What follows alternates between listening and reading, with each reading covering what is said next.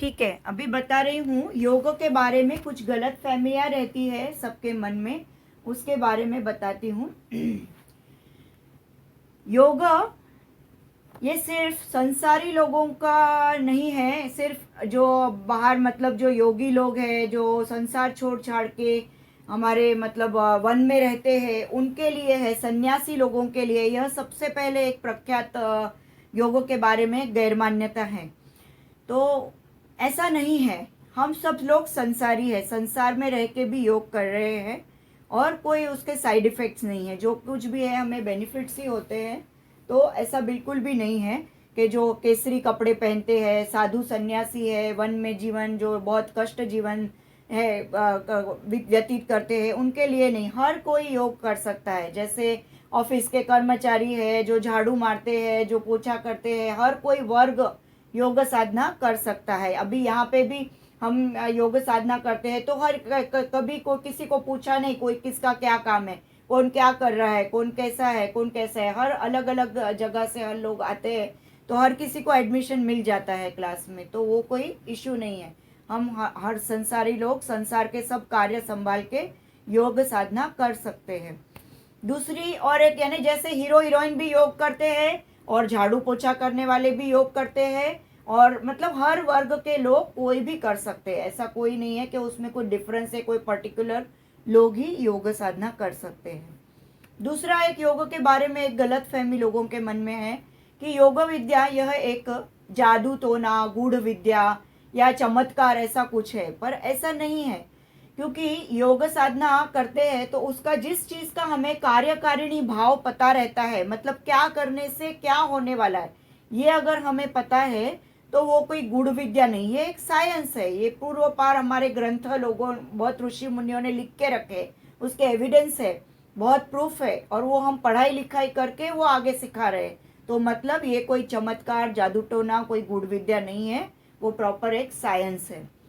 और एक गैर मान्यता लोगों के मन में रहती है कि योग साधना यह एक फ्री टाइम में करने का काम है, जैसे अपने को समय मिला तो करना है, समय नहीं है तो नहीं करना है, ऐसा नहीं। हम लोग सब यहाँ पे एक नियमित समय पे मिलते हैं, फिक्स 7:35 को क्लास शुरू होता है, 8:50 या 5 मिनट आगे पीछे ख़त्म होता है, तो वो एक फिक्स समय पे हम लोग मिलते हैं और करते हैं। ऐसा नहीं है कि आज टाइम मिला तो किया, टाइम नहीं मिला तो नहीं किया। हाँ, कुछ हेल्थ इश्यू आया है, कुछ एकदम सीरियस प्रॉब्लम है तो ही हम लोग अटेंड नहीं करते, अदरवाइज हम लोग यह योग साधना ऐसा कोई फ्री टाइम में फालतू टाइम में करने की कोई कार्य नहीं, उसके लिए एक नियमित शेड्यूल बनाना चाहिए। डिसिप्लिन यह योग का दूसरा नाम है, सबसे पहले हम डिसिप्लिन सीखते हैं, तो इस बहाने हमारे सारा दिन भी हमारा बड़ा हो जाता है। सब हम लोग नहा धो के तैयार, मोस्ट ऑफ लोग नहा धो के बैठते हैं, कोई कोई लोग बिना नहाए बैठते होंगे, अदरवाइज सबकी दिनचर्या सब जल्दी शुरू हो जाती है, सब नहा धो के रेडी होके बैठते हैं योग साधना के लिए। और एक इसकी गैर मान्यता यह है कि योग यह एक रोग निवारण शास्त्र है। रोग निवारण यानी क्या, खाली उपचार के लिए, सिर्फ उपचार के लिए यह नहीं है। रोग हम इसे बता सकते हैं कि रोग का जो है वो रोग प्रतिकार शक्ति बढ़ाने के लिए है, उसे हम आने वाले जो रोग है, मैं हमेशा बताती हूँ अगर हमारे है तो चलो किसी को बेनिफिट्स हुए तो कम हो गई, हमारे क्लास में बहुत जनों को बेनिफिट हुआ है कि जैसे किसी को ब्लड प्रेशर की टैबलेट्स कम हो गई, जो 2 टाइम लेते थे वो 1 टाइम लेने लगे, थायराइड की टैबलेट्स बहुत जन की बंद हो गई, प्रेगनेंसी नहीं रहती थी 7-8 सालों से उनको रह गई है।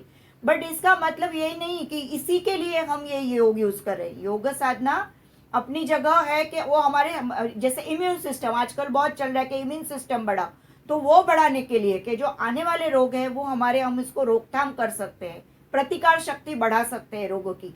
बट एकदम फुल 100% ये रोग निवारण, हर कोई रोग इसका आजकल प्रचार करता है कि सब रोग खत्म हो जाएंगे आपके, सब इस तरह से कोई प्रचार करता है तो वो गलत है कि ये पूरा 100% रोग निवारण शास्त्र है, ऐसा नहीं है। हाँ, हम उसको आने वाले चीज़ों को कंट्रोल कर सकते हैं या उसको लंबा कर सकते हैं या हमारी प्रतिकार शक्ति बढ़ा सकते हैं, इतना हो सकता है। या जैसे अभी यहाँ पे बेनिफिट्स हुए हैं लोगों के, वैसे हो सकते हैं इससे।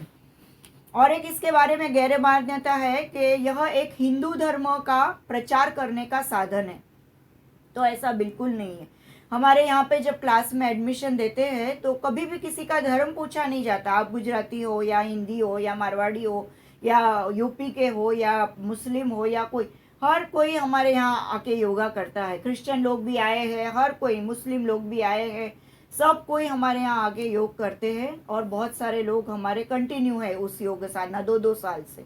तो कभी किसी को ये पूछा नहीं गया। हाँ, बातों बातों में हम लोग एक दूसरे की बात करते हैं, दैट इज डिफरेंट, हम बताते हैं हम ये है वो है, बट कभी भी एडमिशन के लिए हम ये पूछते नहीं। तो इसमें कोई हम हिंदू धर्म का प्रचार नहीं कर रहे हैं। और एक इसकी एक गैर मान्यता यह है कि यह एक व्यवसाय है, तो नहीं, यह एक व्यवसाय, आप अगर इसे व्यवसाय समझ के करने जाते हैं तो वो व्यावसायिकता आ जाती है। आज आपने देखा होगा लोग फीस कैसे लेते हैं कि हफ्ते में 3 दिन 2,000 3,000, पर्सनल ट्रेनिंग है तो 5,000 महीने का, और कुछ गर्भ संस्कार है यानी प्रेग्नेंट लेडीज का कोर्स करना है तो महीने का 10,000। ऐसे जिसको जो मन चाहे वो फीस ले रहे हैं। प्रॉप्स वीक योगा करना है तो 5,000, चिल्ड्रन योगा करना है तो उसकी और अलग फीस, क्योंकि बच्चों के लिए तो पेरेंट्स तो कितनी भी फीस पे करने के लिए तैयार होता है। तो ऐसा इसका व्यावसायिकरण नहीं होना चाहिए। हाँ, फीस लेनी चाहिए, इसका रीजन है क्योंकि फ्री की वैल्यू नहीं होती है तो फीस चार्ज करें, लेकिन एकदम उसको प्रोफेशनल लेवल पे कि आप 3 महीने की फीस भरो, 6 महीने की फीस भरो, आपको ये डिस्काउंट वो डिस्काउंट, ये इस तरह से ये सब व्यावसायीकरण हो गया। नहीं, अभी आज मैंने भी इतने सारे कोर्स किए हैं, ऑलमोस्ट 2 साल हो गए, तो 2 सालों में हर जगह फीस बहुत सारी थी। प्रेगनेंसी योगा किया तो उसकी भी 10,000 फी थी, प्रॉप्स योगा किया उसकी 10,000 फी, फिर अपना sound ball therapy, gong therapy की उसकी 15,000 फी, फिर उसके इंस्ट्रूमेंट्स लिए तो वो 40,000 में ली।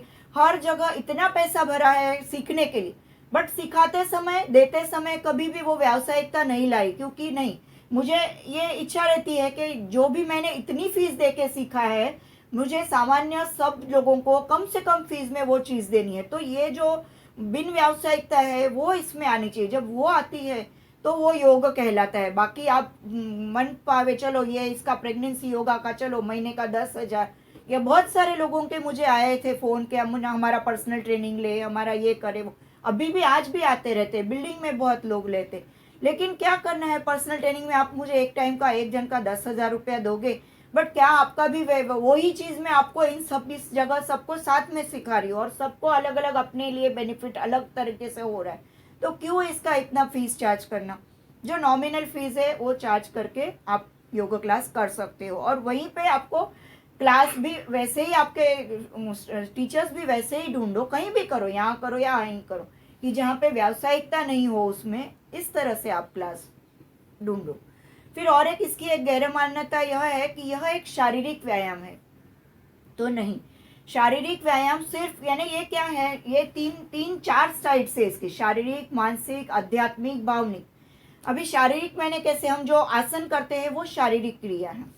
हम जब आंखें बंद करते हैं और प्राण धारणा करते हैं, श्वास प्रश्वास पे ध्यान देते हैं, 6-7 श्वास हर आसन के बाद मैं बताती हूँ कि आप प्राण धारणा करें, तभी हम मन से जुड़ जाते हैं। तो मानसिक भी हुआ। आध्यात्मिक यानी क्या, हम जब आध्यात्मिक यानी जब श्लोक बोलते हैं सब साथ में, तो हमारा अध्यात्म लेवल आगे बढ़ता है, तो हमारी वाणी भी शुद्ध होती है, तो हम अध्यात्म की ओर आगे आगे बढ़ने लगते। हमें दिन भर उसी योग साधना में, हमारी एक्टिविटी में वो योग साधना दिखते लगती है। हर कोई हमें बताता है कि तुम में कितने चेंजेस आ गए, आप कैसे थे पहले और अब आप कैसे हो गए। हमारे आसपास रहने वाले लोग हमें बताते हैं। तो ये सब साइड से। और भावनिक मतलब क्या, इमोशनली। आजकल सब साइकोसोमेटिक डिजीजेस है, ब्लड प्रेशर, थायराइड, बहुत सारे हैं, जो अस्थमा, तो ऐसे बहुत डिप्रेशन आ जाता है। तो ये सब जो बीमारियां हैं इनको बहुत ज़्यादा असर करता है योग साधना।